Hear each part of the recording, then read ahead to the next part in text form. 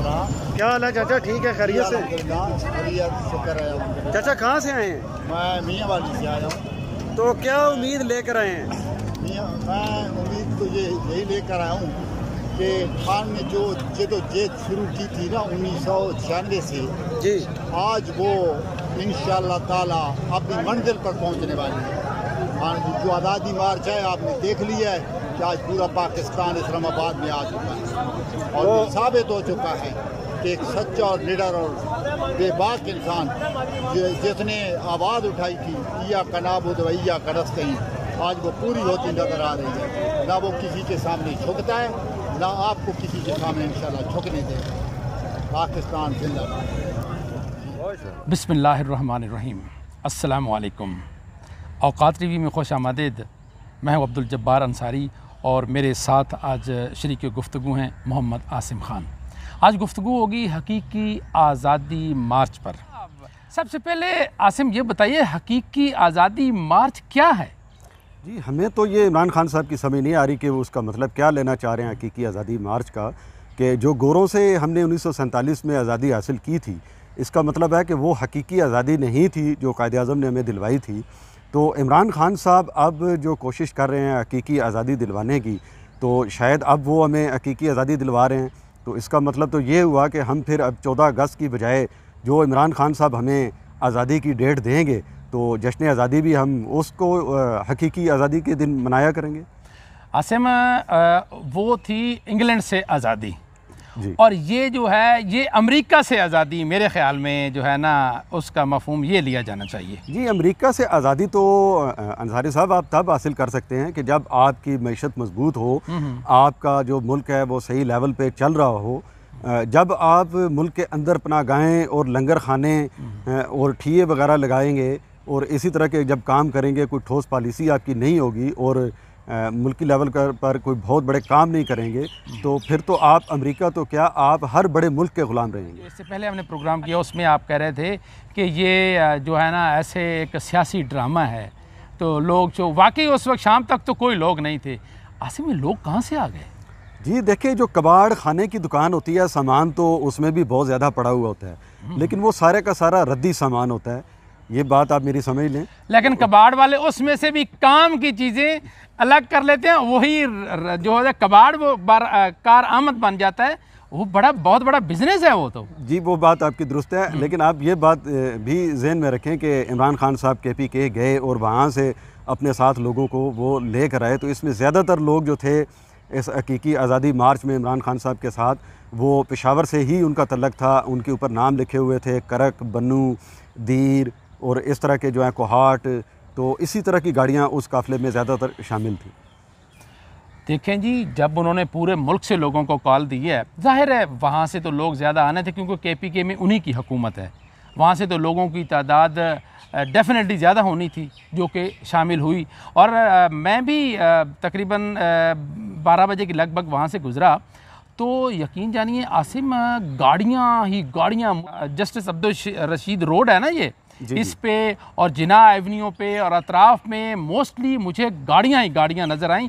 और उसमें आसिम मुझे माजूर अफराद भी नज़र आए, मुझे फैमिलियाँ नज़र आएँ, मुझे बच्चे नज़र आए और उन्हें झंडे और उनके जज्बे जो है वो तरोताज़ा थे।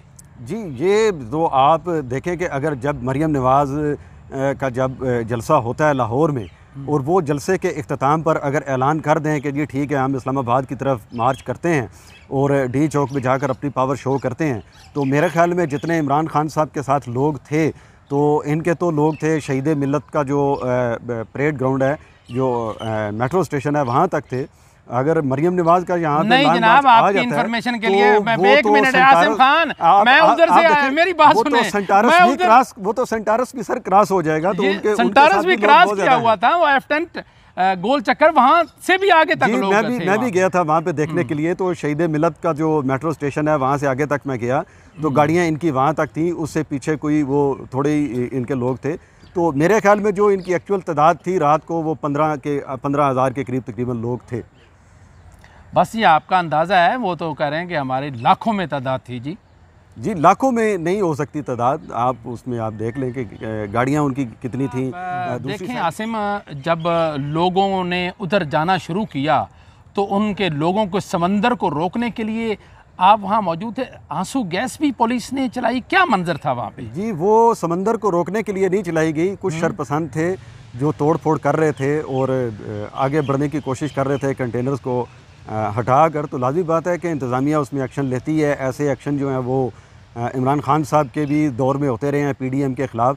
तो वो हल्की फुल्की जब शेलिंग हुई है, उसमें लॉन्ग रेंज शॉर्ट रेंज जो शेल थे वो यूज़ किए गए, तो वक्तन फ़वक्तन वो शेल फेंकते रहे हैं ताकि ये लोग पीछे की तरफ चले जाएं और आगे पार्लियामेंट हाउस की तरफ ना जाएं। शेलिंग से बचने के लिए क्या PTI ने क्या एहतियाती तदाबीर इख्तियार की? जी, एहतियाती तदाबीर तो उन्होंने इख्तियार नहीं की, बल्कि अमलाक को उन्होंने नुकसान पहुँचाना शुरू कर दिया था कि इसमें जब शेलिंग शुरू हुई तो आग जलानी शुरू कर दी उन्होंने कि शायद इससे जो है वो टीयर गैस का असर थोड़ा ख़त्म हो सके।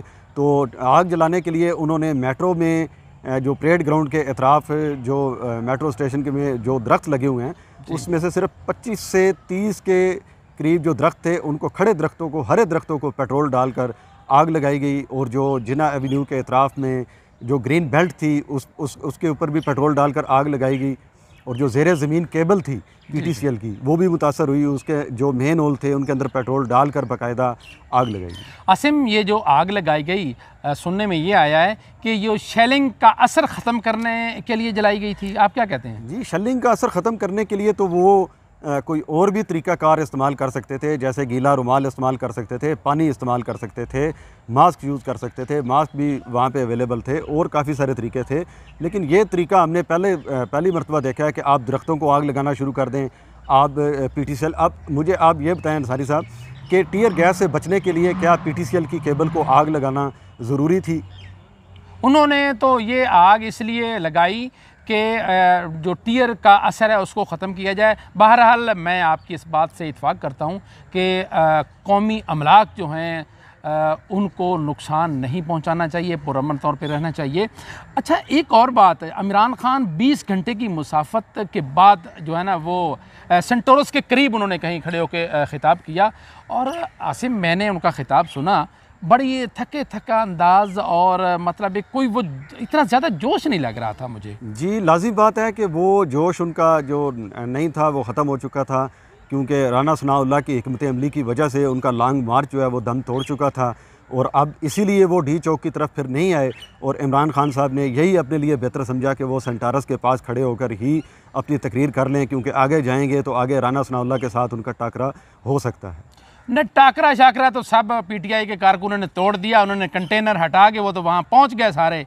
टाकरा शाकरा मतलब ये टाकरे वाकरे वाली बात नहीं है, बस उन्होंने कहा कि सारी रात से लोग जो हैं वो इंतज़ार कर रहे हैं। तो मुख्तसर सी उन्होंने बात की और हुकूमत को उन्होंने 6 दिन का अल्टीमेटम दिया कि इन 6 दिनों में अगर इलेक्शन के तारीख का ऐलान ना किया गया तो वो फिर आ सकते हैं। कप्तान नहीं सर, देखें, आपने कहा कि इमरान खान साहब ने टाकरा नहीं हुआ, लेकिन इनको डी चौक तक आना चाहिए था। हर तरह की मुसीबतें, हर तरह की तकलीफ़ें, हर तरह की रुकावटें बर्दाश्त करते हुए इनके जो कारकुन थे PTI के, वो डी चौक में पहुंचने पर कामयाब हो चुके थे, बल्कि डी चौक से आगे भी निकल गए थे। लेकिन उनका लीडर जो है वो इतना डरपोक लीडर निकला कि वो सेंटारस पे ही खड़े होकर उन्होंने तकरीर की और अपने कारकुनों से खिताब करके वो वापस चले गए। आसिम, आप तो अजीब सी बातें कर रहे हैं। डरपोक होता तो वहाँ से चलता ही ना। वो असल में मुझे लगता है कि सुप्रीम कोर्ट के अहकामात की उन्होंने पासदारी की है और वो वहाँ इसलिए नहीं आए ताकि मामला ज़्यादा ख़राब ना हो। और ये पैगाम उन्होंने अपने कारकुनों तक, अपनी कौम तक, अपने लोगों तक वो पहुँचा दिया कि हुकूमत तक पहुँचा दिया कि 6 तारीख को 6 दिनों के बाद जो है ना वो इलेक्शन का ऐलान किया जाए। अच्छा, ये तो हो गई उस दिन की बात। सुबह के वक्त 26 तारीख को जब आप वहाँ गए, क्या मंजर देखा आपने वहाँ पे? जी, मैं जब सुबह निकला हूँ वहाँ पे देखने के लिए कि अब देखते हैं जाके कि जिन्ना एवेन्यू पर क्या माहौल है, तो सबसे पहले तो मेरी जो नज़र है वो जले हुए दरख्तों पर पड़ी और हर तरफ जो है वो जली हुई ग्रीन बेल्ट नज़र आ रही थी। PTCL का स्टाफ से भी मैं मिला जो अपनी केबल जो है वो रिपेयर करने में मसरूफ़ थे और उन्होंने बताया कि हमारा ये तकरीबन लाखों रुपए का नुकसान हुआ है और जो निजी कंपनियां थी उनकी भी केबल जली है। सेफ सिटी का जो नेटवर्क है वो मुतासिर हुआ है। जो ज़ेरे ज़मीन इनकी PTCL की केबल जलने से जो इंटरनेट था वो मुतासर हुआ है। उससे आगे जब मैं चलता हुआ गया तो मुज़ाहिरीन जो थे इनके वो तमाम रुकावटें अबूर करते हुए जो रेड जोन का जो गेट है उसका वो जो संगल लगा हुआ था, जो ताला लगा हुआ था मैरिड के साथ, नहीं, जो सामने बिल्कुल है, ऐवान सदर के सामने बिल्कुल जो है, तो उसको वो क्रॉस करके तो अंदर दाखिल हो चुके थे। तो मैं भी उनके साथ अंदर दाखिल हो गया। तो मैंने वहाँ पे देखा कि रेंजर और पुलिस की बहुत बड़ी तादाद वहाँ पे मौजूद थी। तो पीटीआई के कारकुन तकरीबन 40 से 50 के करीब वहाँ पर मौजूद थे, जिन्होंने अंदर जाकर नारेबाजी की। लेकिन इंतज़ामिया ने वहाँ भी इंतहाई तहम्मुल का मुज़ाहरा किया और उन्हें बड़े प्यार से कहा कि आप लोग हमारे भाई हैं और आप प्लीज़ यहाँ से चले जाएँ, और अब ये क्योंकि आपका लॉन्ग मार्च ख़त्म हो गया है। तो उसके बाद वो जो मुज़ाहिरीन थे वो वापस आ गए। लेकिन मैंने वहाँ पे देखा कि उस रेड जोन के अंदर जो वाक़या पुलिस की चेक पोस्ट है, उसको भी मुज़ाहिरीन ने तोड़ फोड़ दिया था, उसको भी सत्यानाश कर दिया उन्होंने। आसिम, इससे हटकर, क्योंकि हम जर्नलिस्ट हैं, हम अपनी निगाह से देखते हैं क्राउड को, लोगों को, वहाँ से सूरत हाल है। मैंने एक और चीज़ देखी, वहाँ कुछ लोगों का कारोबार बड़ा चल रहा था। मसलन पानी वाले थे, गन्ने के रस वाले थे, इसी तरह कुल्फियों वाले थे, उनका कारोबार बहुत चला है। आपने क्या देखा? जी बिल्कुल, मैंने भी ये सुबह के वक्त देखा। लेकिन उनको थोड़ी सी मायूसी हुई। काफ़ी सारे ठिए तकरीबन 40-50, जिसमें गन्ने के रस वाले, इमली आलू बुखारे के शरबत वाले और ये जितने भी रेडी बांध थे, ये सारे मौजूद थे। लेकिन उनके ख्याल में शायद ये था कि इमरान खान साहब अब यहाँ पर आ गए हैं, और जैसा उन्होंने 126 दिन का धरना दिया था, तो अब भी वैसा ही धरना चलेगा। तो उन्होंने काफ़ी सारा वो अपने साथ वो साजो सामान लेकर आए थे। लेकिन सुबह वो मायूसी की हालत में वो वापस जा रहे थे कि जैसे उनकी दिहाड़ी ना लगी। नहीं, मैंने कुछ रेडी वालों को देखा कि उनकी रेडियों पर पीटीआई के झंडे भी लगे हुए थे। जी, वो उनके कुछ वर्कर भी अपने थे कि जो उनके वोटर्स भी थे कि जो साथ अपना काम भी करते हैं, कारोबार भी करते हैं, और वहाँ पे रेडियाँ भी लगा कर बैठे हुए हैं। शायद वो अर्ज़ा नरखों पर, रियायती नर्ख पर जो धरने के शुरका थे, उनको चीज़ें सप्लाई कर रहे हैं। जी आसिम, आपका बहुत बहुत शुक्रिया। आपने जो देखा, आंखों देखा हाल जो मैंने देखा, हमने आपके साथ शेयर किया। इसके साथ ही हमारे प्रोग्राम का वक्त अपने अख्ताम को पहुँचता है। अपने मेज़बान अब्दुल जब्बार अंसारी और मेरे साथी मोहम्मद आसिम खान को इजाज़त दीजिए। अल्लाह हाफिज़। पाकिस्तान जिंदाबाद। जिंदाबाद।